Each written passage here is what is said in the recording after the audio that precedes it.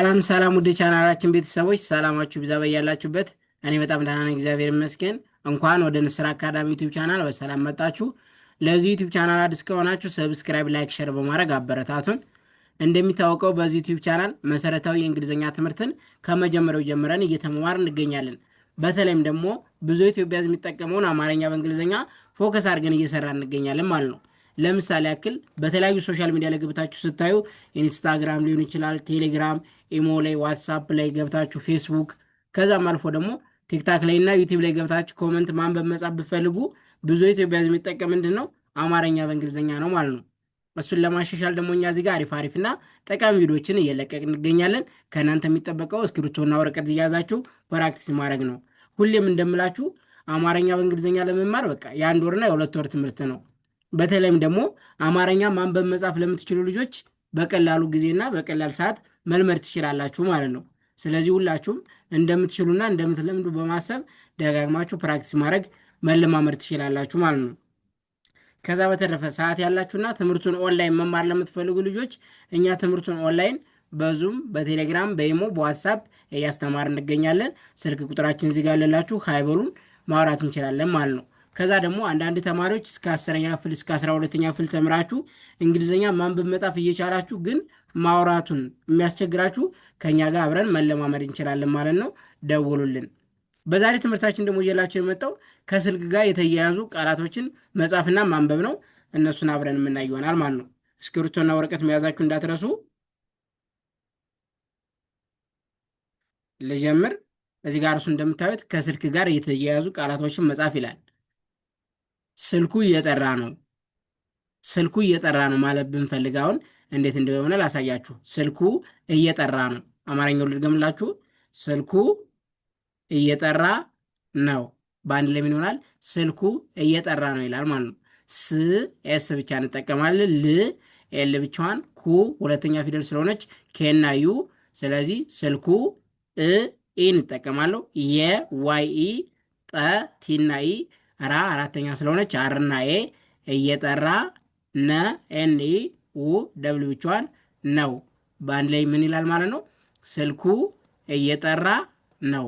ስልኩ እየጠራ ነው ማለት ብንፈልግ እንደዚህ አድርገን መጻፍ እንችላለን ማለት ነው። ስልኩ እየጠራ ነው። ኦኬ። ቀጣይ ደግሞ ለምንድን ነው ስልክ የማታነሳው? የሆነ ሰው ደውላችሁለት ስልክ አላነሳ ካለ ለምንድን ነው ስልክ የማታነሳው ማለት እንችላለን ማለት ነው።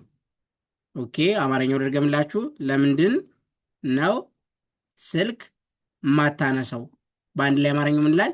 ለምንድን ነው ስልክ የማታነሳው ማለት እንችላለን ማለት ነው። ለምንድን ነው ስልክ የማታነሳው? ለ ኤል እና ኢ፣ ም ኤም ብቻዋን፣ ን ኤን ብቻዋን፣ ድ አሁንም ዲ ብቻዋን፣ ን ኤን ብቻዋን፣ ለምንድን ነ ኤን ኢ፣ ው ደብል ብቻዋን ነው፣ ስ ኤስ ብቻዋን፣ ል ኤል ብቻዋን፣ ክ ኬ ብቻዋን። አሁንም ስልክ ለምንድን ነው ስልክ፣ ማ ኤም ኤ፣ ታ ቲኤ፣ ነ ኤን ኢ፣ ሳ ኤስ ኤ፣ ው ደብል ብቻዋን ማታነሰው። ስለዚህ በአንድ ላይ ለምንድን ነው ስልክ የማታነሰው ብለን መጻፍ እንችላለን ማለት ነው። እዚህ ጋር በአንድ ድንጋይ ሁለት ወፍ እንደሚባል ሁሌም እንደምላችሁ አማርኛ ያላጠራችሁ ልጆች እዚህ ጋር አማርኛችሁንም እያሻሻላችሁ ነው ማለት ነው። ለምንድን ነው ስልክ የማታነሰው? ኦኬ። ቀጣይ ደግሞ ምን ይላል? ትንሽ ቆይቼ እደውላለሁ። የሆነ ስራ ዛችሁ የሆነ ሰው ቢደውልባችሁ ትንሽ ቆይቼ እደውላለሁ ብላችሁ በቴክስት መጻፍ ትችላላችሁ ማለት ነው። ትንሽ ቆይቼ እደውላለሁ። በአንድ ምን ይላል አማርኛው? ትንሽ ቆይቼ እደውላለሁ። ቲ እንጠቀማለሁ። ን ኤን ብቻዋን፣ ሽ ኤስ እና ኤች፣ ትንሽ። ኦኬ። ቆ ኬና ኦ፣ ይ ዋይ ብቻዋን፣ ቼ ሲኤች ኢ፣ ቆይቼ ኢ እንጠቀማለሁ። ደ ዲና ኢ፣ ው ደብል ብቻዋን፣ ላ ኤል ኤ፣ ለ ኤል ኢ፣ ሁ ኤች ብቻዋን፣ ኤች ዩ ሁለተኛ ፊደል ስለሆነች ማለት ነው። እደውላለሁ። በአንድ ምን ይሆናል? ትንሽ ቆይቼ እደውላለሁ ይላል ማለት ነው። ትንሽ ቆይቼ እደውላለሁ። ኦኬ። ቀጣይ ደግሞ ለምን ጆሮዬ ላይ የዘጋኸው? የሆነ ሰው ስልክ እያወራችሁ እያለ ጆሮአችሁ ላይ ከዘጋባችሁ ለምን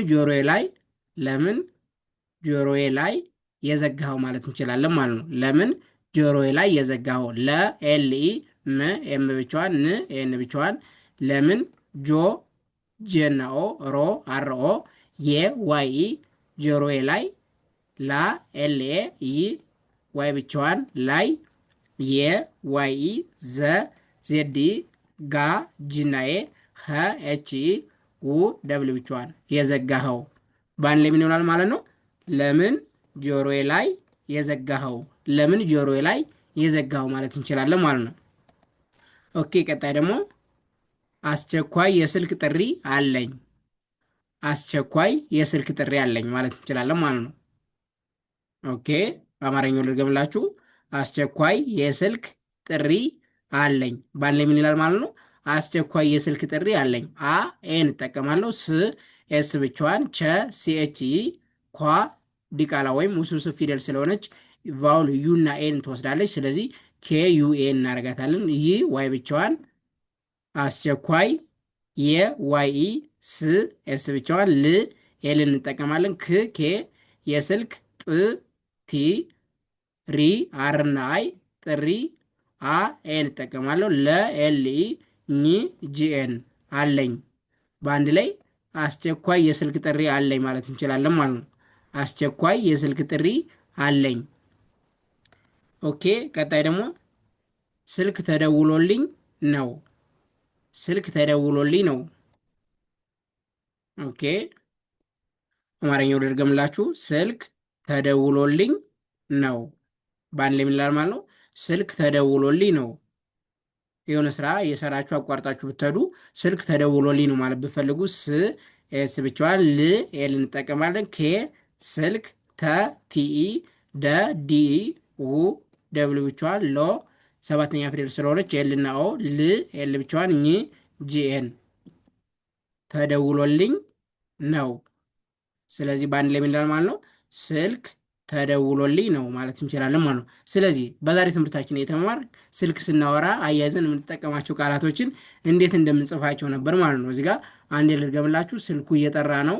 ይሄው በእንግሊዝኛ ስልኩ እየጠራ ነው ብዬ ጣፍኩኝ። ለምንድን ነው ስልኩን የማታነሳ? ለምንድን ነው ስልኩን የማታነሳ? እንደዚህ ጣፍ ነው ማለት ነው። ትንሽ ቆይቼ እደውላለሁ። የሆነ ስራ እየሰራችሁ ስልክ ቢደወልባችሁ ትንሽ ቆይቼ እደውላለሁ ማለት እንችላለን ማለት ነው። ለምን ነው ጆሮዬ ላይ የዘጋኸው? እዚህ ጋር ለምን ጆሮዬ ላይ የዘጋኸው ማለት እንችላለን ማለት ነው። አስቸኳይ የስልክ ጥሪ ያለኝ፣ ይሄው አስቸኳይ የስልክ ጥሪ ያለኝ የሚለው እንደዚህ ጣፍኩኝ። መጨረሻ ደግሞ ስልክ ተደውሎልኝ ነው እንደዚህ ጣፍኩ ማለት ነው። ስለዚህ እነዚህንና በደንብ አስፈላጊ አረፍተ ነገሮችን እዚህ ጋር እንመማራለን ማለት ነው። መጀመሪያ ላይ እንደነገርኳችሁ ትምህርቱን ኦንላይን መማር ለምትፈልጉ ልጆች እኛ ትምህርቱን ኦንላይን በዙም በኢሞ በቴሌግራም ያለምንም ኢንተርኔት መቆራረጥ በታማኝነት በደንብ አድርገን እናስተምራለን። ይህን አማርኛ በእንግሊዝኛ ብቻም ሳይሆን አሁን አንዳንድ ተማሪዎች አላችሁ እስከ 6ኛ ክፍል እስከ 7ኛ ክፍል ኢቭን ኢፍ እስከ 8 እስከ 9 እስከ 10 ተምራችሁ እንግሊዝኛውን ማንበብ መጻፍ እየቻላችሁ ግን ማውራት የሚያስቸግራችሁ ልጆች ከኛ ጋራ 2 ወር 3 ወር ባልሞላ በደንብ አድርጋችሁ አቀላጥፋችሁ ማውራት ትችላላችሁ ማለት ነው። ስለዚህ እናንተ ባትማሩም የሚማሩ ጓደኞቻችሁ ካሉ ሸር አድርጉላቸውና መማር እንችላለን ማለት ነው። ስለነበረን ቆይታ